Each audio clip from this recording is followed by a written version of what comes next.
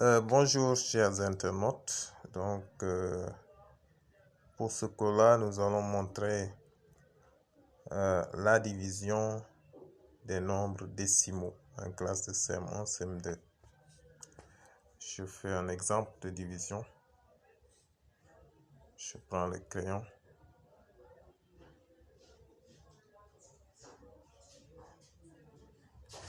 « 245,2 divisé par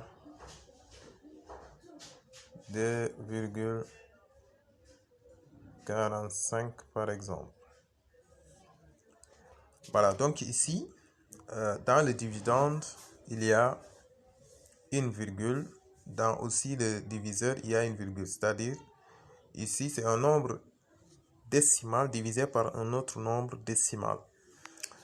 Donc, et comme nous savons tous que le diviseur ne doit pas être décimal, sinon on ne pourra pas exécuter l'opération, effectuer l'opération. Donc, il va falloir qu'on rend le diviseur entier.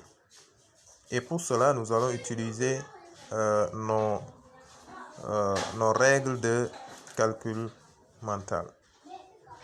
C'est-à-dire, pour multiplier un nombre décimal par 10, 100 ou 1000. Mais ici, pour rendre le diviseur entier, on va multiplier le diviseur par 10, par 100 ou par 1000. Mais pour savoir par combien on va le diviseur, on va multiplier le diviseur et le dividende par 10, par 100 ou par 1000. Maintenant, comment savoir est-ce que je dois multiplier le diviseur et le dividende par 10 ou par 100 ou par 1000? Je vais regarder ici au niveau du diviseur. Je regarde, il y a combien de chiffres derrière la virgule. S'il y a un chiffre derrière la virgule, je multiplie par 10.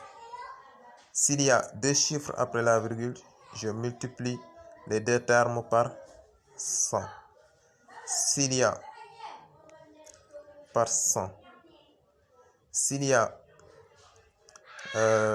trois chiffres après la virgule du diviseur, je multiplie les deux termes de l'opération par 1000.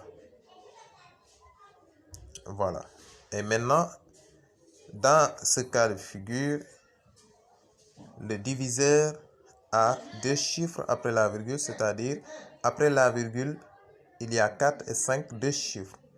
Donc, normalement, ici, dans cette opération, je vais multiplier et le diviseur et le dividende, tous les deux par 100.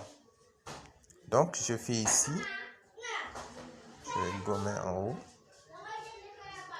Je vais faire, donc, ici, fois 100. Ici aussi, fois 100. C'est-à-dire, le dividende et le diviseur, tous les deux, je vais les multiplier par 2.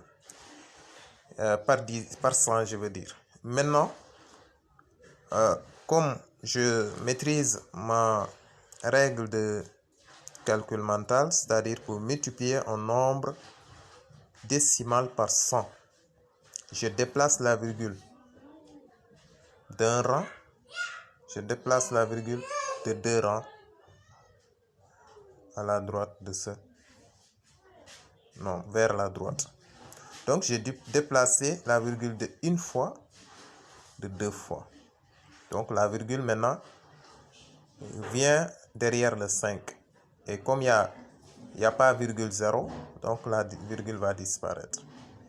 Maintenant ici, au niveau du dividende, je vais aussi faire la même chose. Je dois déplacer la virgule de deux rangs. Je le déplace une fois. Je barre l'origine, la virgule d'origine. Je l'ai déplacé une fois. Mais il n'y a pas un autre chiffre derrière le 2 parce que je dois le déplacer deux fois. Donc, je vais créer le chiffre qui est là parce qu'il n'y a rien. Et rien en mathématiques, c'est 0. Donc, je déplace une fois.